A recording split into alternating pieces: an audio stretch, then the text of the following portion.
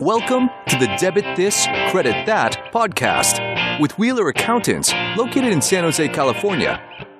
In this podcast, we discuss how to solve accounting challenges in both your personal life and your business. We take an energetic, tech-savvy approach to solving accounting challenges that steal your focus and your time. Now, on to the show with your tech-savvy accounting experts, Matt Wheeler and Michael Bryant. All right, welcome to episode 28 of the Debit This, Credit That podcast by Wheeler Accountants with your hosts, Matt Wheeler and Michael Bryant. Today we're going to talk about a super exciting topic, lease accounting from a lessee perspective. We can't wait to dive right in, but real quick before we do that, I do want to touch on the Damn Cancer Foundation, which I've mentioned several times. Damn Cancer Foundation is a 501c3 charity that I'm deeply involved with as a board member and volunteer. Our charity focuses on helping young adults with cancer, ages 18 to 35. You're out, you kind of start work on your own, you're spreading your wings and getting away from your family, and then you get this cancer diagnosis that hits. You don't have any savings. Your family may not have the resources, financial or otherwise, to support you, and insurance does not cover everything that you need to be able to pay for your treatment. So what our charity does is help bridge that gap and pay for a lot of the expenses that is not covered by insurance. Anything from rent to grocery bills, utility bills, travel to and from your treatment, which can be significant for some people. There are people that drive 3-4 hours to come to the hospital and stay to get their treatment. And sometimes they need to have overnight lodging near the hospital, parking. Insurance doesn't cover any of that kind of stuff. And while insurance covers a lot of the major items, it does not cover a bunch of the small things that really make a big difference by relieving that stress from the cancer patient, where they can focus more on their treatment and getting better, and not have to worry about some of these small costs. So what we do is we focus on trying to help financially those individuals bridge the gap on the cost not covered by insurance. We've helped over 300 financial recipients. We've given away over $500,000. We've raised over $1 million. We've also given away $150,000 towards some clinical trials at USC focused on non-invasive cancer treatments. I actually read something just last night on this new treatment using the heavy metal iridium, where they're trying to use that to target cancer cells, and they can actually activate it with basically like a laser that will then destroy just the cancer cells but keep the healthy cells alive. So there's amazing new treatments like that aren't, the nuke of the entire body chemo treatment that a lot of people go through. So we're trying to help fund some of those clinical trials to get those treatments moving forward to really help folks out. So please support the foundation if you can. Again, it's named Damn Cancer, www.dam-cancer.org. DAM is D-A-M, stands for David Andrew Madden. We're on the web and social media at Damn Cancer on Twitter and Instagram. We're at Dam_cancer. We're also on Facebook. So please consider supporting the charity. It means a lot. And if you put a little note in your donation when you make it online that you heard about it through the podcast, that'd be very helpful as well, so we know that this is working.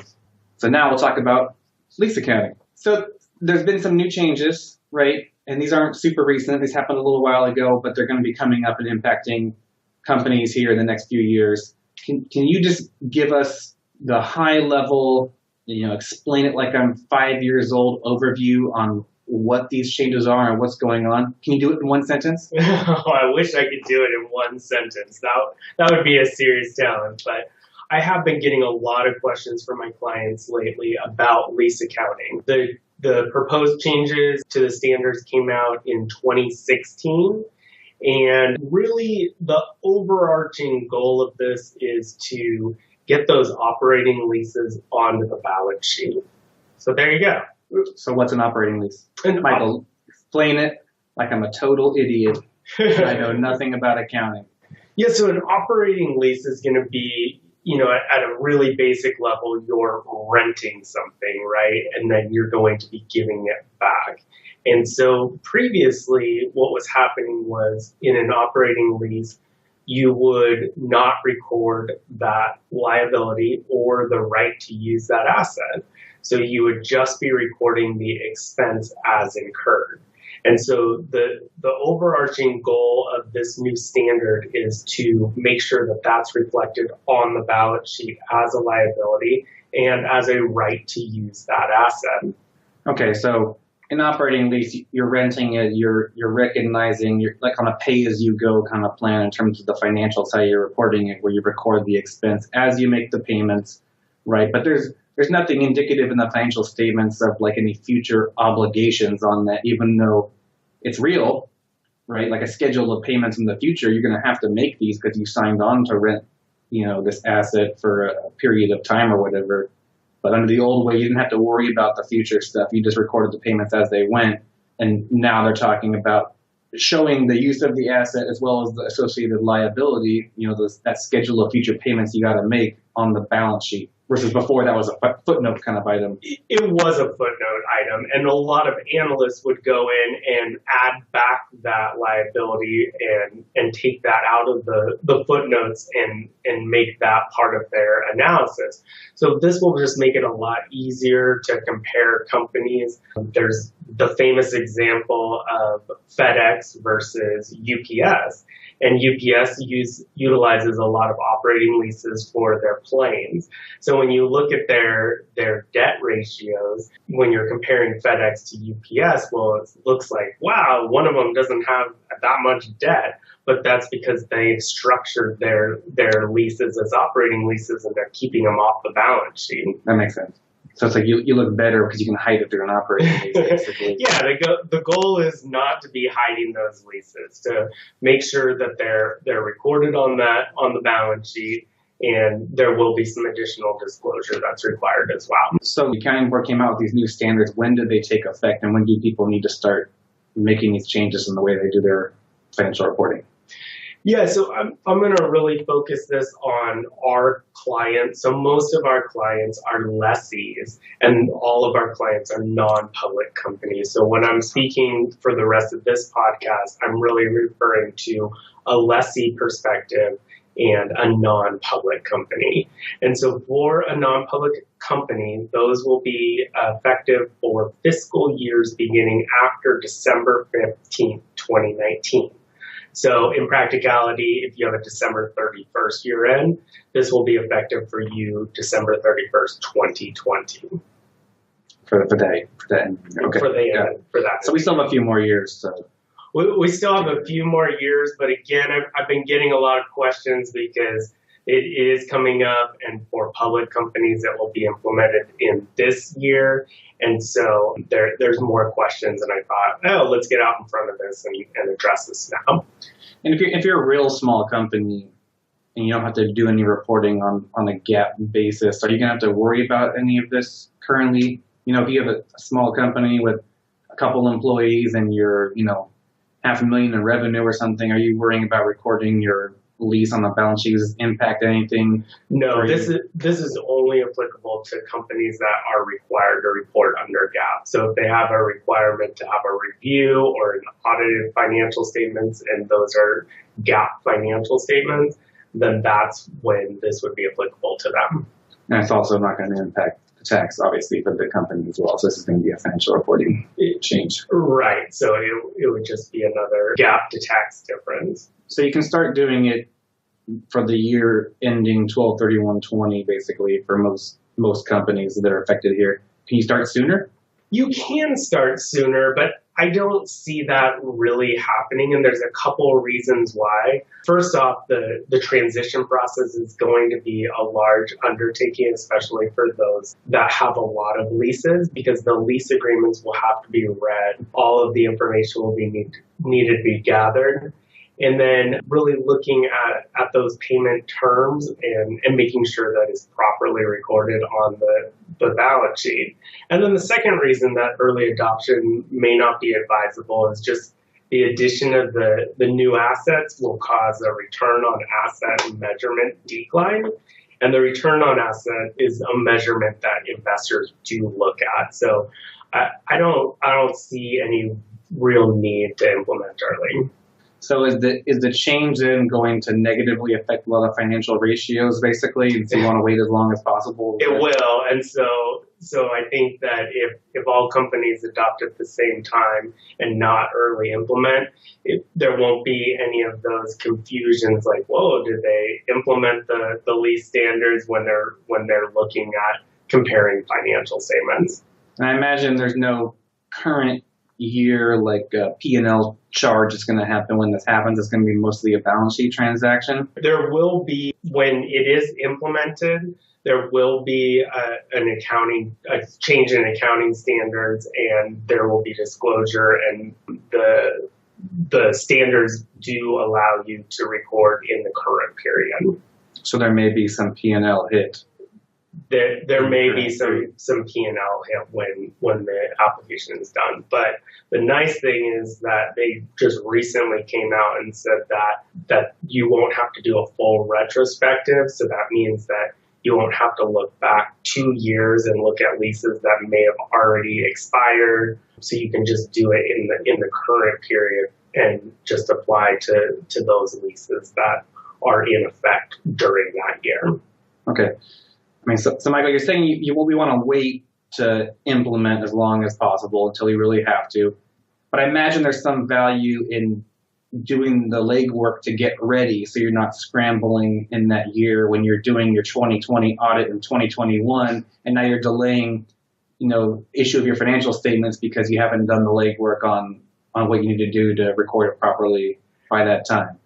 Absolutely. And that is the key to basically implementation of any new standard. We've seen it in the revenue recognition standards that we've talked about previously.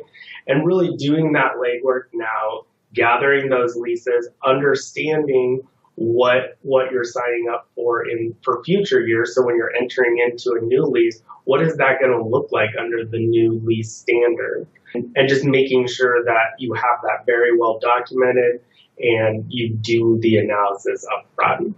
So what's the legwork going to entail? I mean, obviously you're going to need to gather all your lease agreements currently, operating and capital and otherwise, and get them all in one place. And then you're going to start developing some schedules on like expiration and future obligations and that kind of stuff? Or what are some of the things you're going to need to be getting ready? Yeah, there's certainly a lot of details in the standard. It is 191 pages.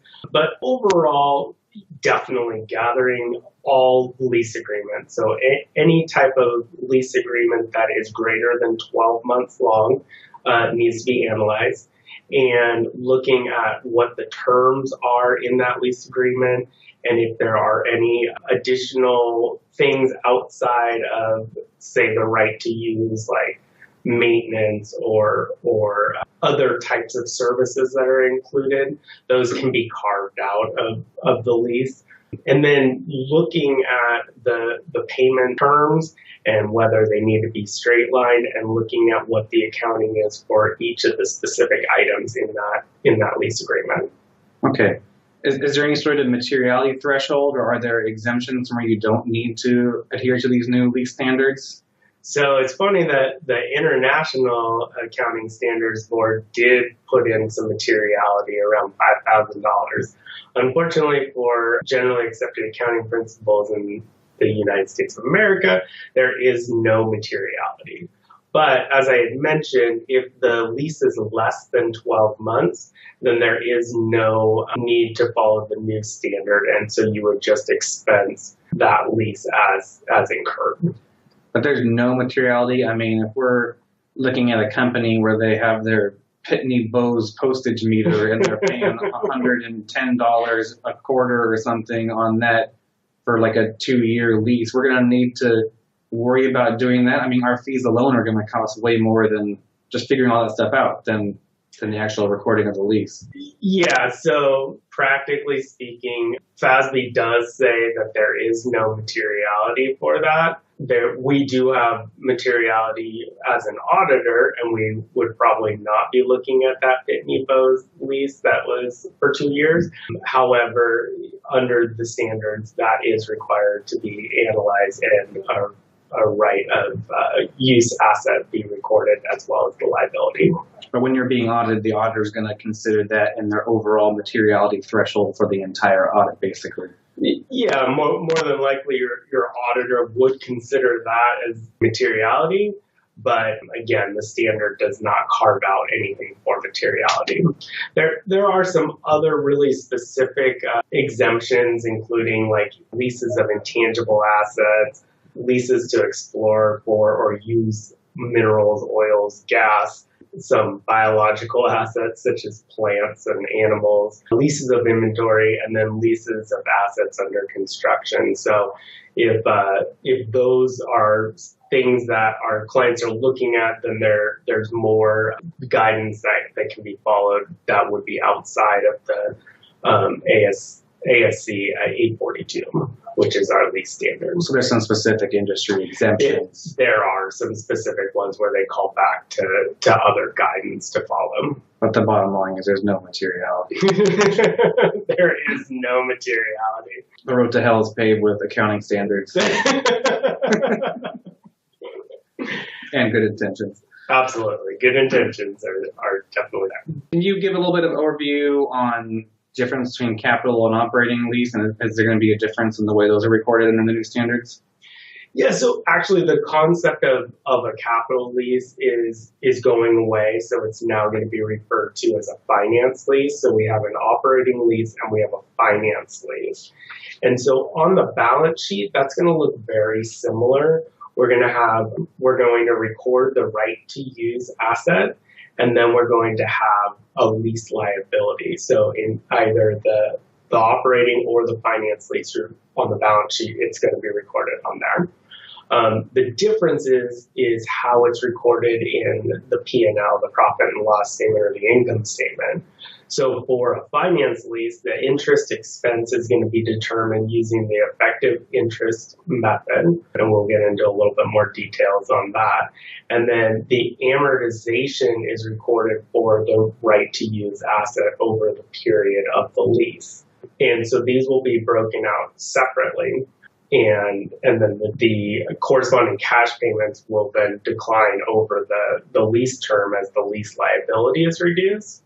And then the interest and amortization expense should generally be stated separately. Now, on the income statement for the operating lease, all of that's just going to be recorded as lease expense. Okay, so there is a little bit of difference. Yeah, and again, it's really how it's reflected in the income statement. Hopefully our listeners are still awake after the explanation. Operating and finance lease. Well, I can maybe break that down in a little bit more detail on how to record an operating lease. And so I'll try to do a really simple example, and hopefully our listeners can follow along with this. So let's, in our example, have a company that is going to lease a server for 3 years. And the rent on that is $1,700 a month for 36 months. So the total amount of lease payments that are going to be paid is $61,200. Under the current accounting standards, this is considered an operating lease as the present value of the payments is less than 90% of the fair value of the asset and is accounted for as an off-balance sheet transaction. So the typical operating lease. And by the way, we still follow the present value. So if it's less than 90%, that would be considered operating lease versus a finance lease. Under the new standards, the lease should be capitalized and reported as a right to use asset and liability on the balance sheet. We're going to use an incremental borrowing rate of 5.5% because in most leases, the actual finance rate is just included in there and it's not able to be determined. So we're going to use the borrower's incremental rate. And we'll do the present value of those rental payments, and that would come out to $56,557.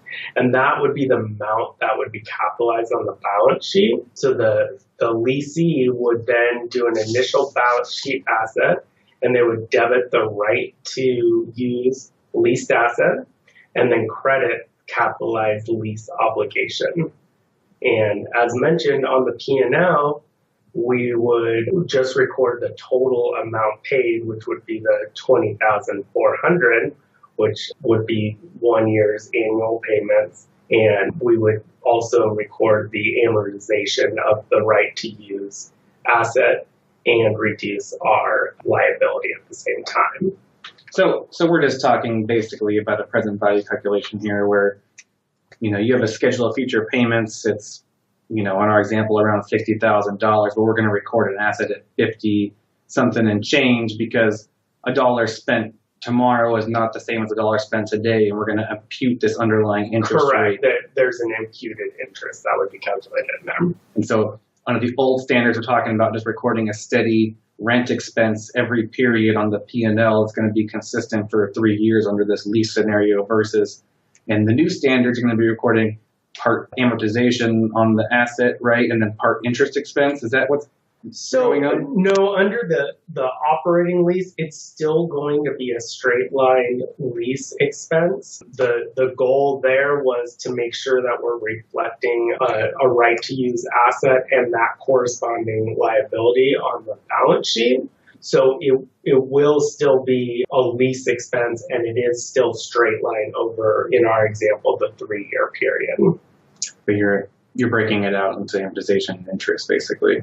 You are, but you're presenting it in the profit and loss statement as one line item, but you're recording the reduction, basically the amortization on the balance sheet. So you're going to reduce your right to use asset, and you're also going to be reducing your liability. I see. Okay. Which was your present value of your lease payments. So ultimately, is it going to show as less expense every period then, or when does the difference get trued up? So it actually is going to show as lease expense. So in our example, we're going to straight line our lease expense at $20,000 or $20,400 every year. That's what's going to show up in the P&L. And there would be no change from under current standards. That would still show up as what would be in the P&L. The difference is that you're going to be then debiting your liability and crediting your right to use asset to reduce it by the amortization amount. So P&L is going to look the same. I'm having a hard time understanding what the whole point is, other than it is now showing on the balance sheet. And I guess it's not showing it the exact schedule of future payments. It's showing it this present value amount. The whole reason for it is to record that right to use asset and the corresponding liability, and it is at the present value amount. And so that was really just to get that on the balance sheet. So the P&L reflection is the same under the new standard as the old standard. I'm feeling really good about our job security. These changes. I make rules to keep us employed. It does seem like they continue to layer on. There's also additional disclosures that are required around the lease standard.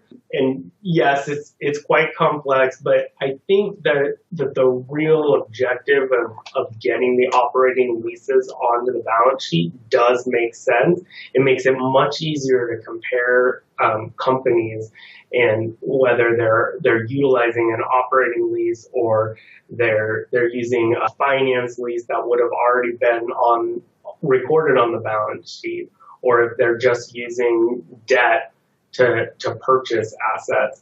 It just makes it much more comparable when you're looking at the balance sheet and doing the ratios. Yeah, I mean, that makes sense. I mean, ultimately, we're talking about better information for investors and business owners to make better business decisions, and you're kind of leveling the playing field among different companies. And it is providing more accurate information, and I'm sure we'll all adapt and kind of get used to how to record the new stuff. But that's absolutely the goal, is just more transparency. Right. Quote makes sense, although it's going to be a lot of work for a lot of clients.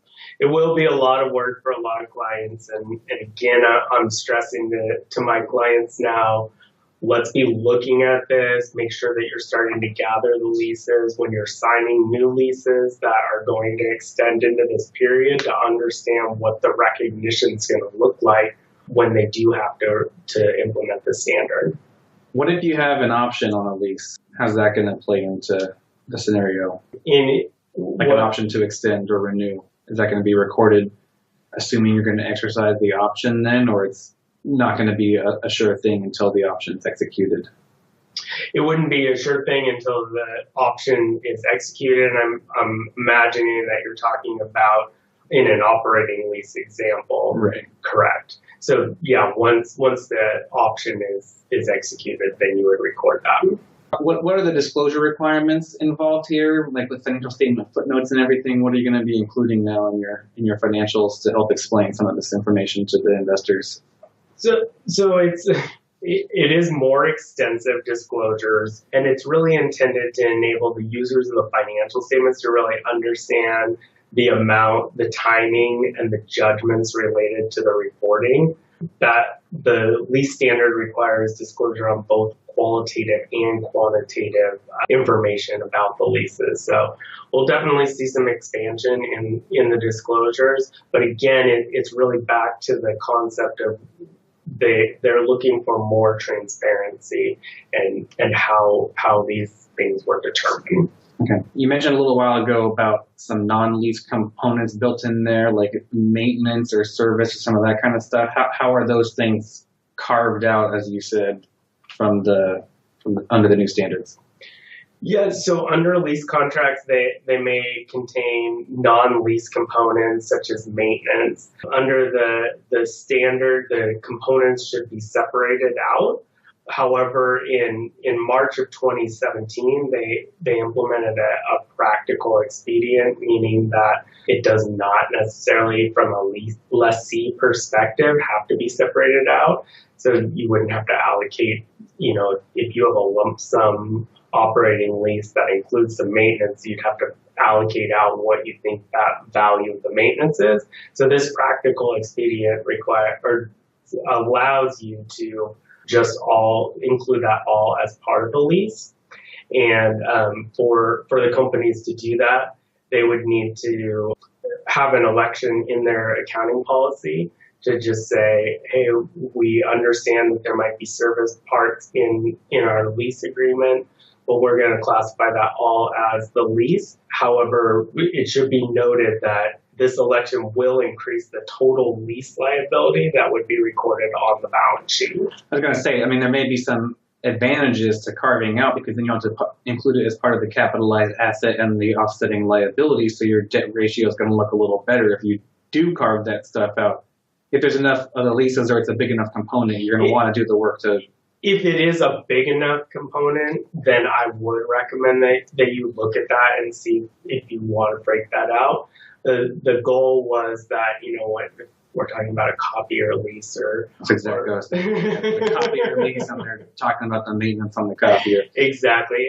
It might just be easier just to call that all the right of use for that lease. But again, there may be circumstances where it's going to be to your advantage to go do that work. And if you were going to do that, are there procedures or rules surrounding how you carve that out? Can you use estimations or kind of make an assumption? A lot of times the lessor may not be giving up the exact breakdown for you to be able to do that, right? Or so there are some allocation methods. However, I think that we're going to see a lot of leases have additional language in them as they are written, because a lot of people will be trying to break out the maintenance and other services included in the lease. And so there might be even more transparency just in our lease agreements themselves to break out, okay, what is the lease of that equipment? What does it cost to lease that copier? What's the charge for the maintenance and the other add-on items, right? So I think that we're going to see lease documents change as well. And it might be things that our clients will be asking as they're getting into a lease, because they're thinking about these new standards. Hey, I need a lease agreement that breaks these things out so I can clearly point to what the service portion is versus the leasing of the equipment itself. Okay, good. Well, I think that was a pretty good overview on the new lease standards. Is there any other points you want to hit before we kind of wrap up here on the new lease standards? Other than the fact that basically it's call us. Yeah, that's pretty much what I was going to say, is that, the lease standard itself is 191 pages, and there's certainly not enough time to cover all of the details in this podcast. Please reach out to me if you do have specific questions. And again, just to reiterate that, getting in front of this and making sure that you're understanding the implementation and what it's going to take, and gathering the documents on the front end. And as you're entering into new leases, be considering the new standards because they aren't going to push them out again. Yeah, so reach out to your accountants here at Wheeler Accountants if you're working with a specific person, or go to the Ask Wheeler section on the website, wheelercpa.com, and send us a note if you're curious about the standards and if there's anything we can do to help shed some light on this, new standards coming down the pipe. That's all for today's episode of Debit This, Credit That podcast. As always, if you have any questions, you can contact your Wheeler Accountants preparer or submit a question online at our website in the Ask Wheeler section at the bottom of the page. Please remember to follow us on social media for regular updates at Wheeler CPAs and on LinkedIn and Facebook. Thanks for listening as we help you solve for accounting.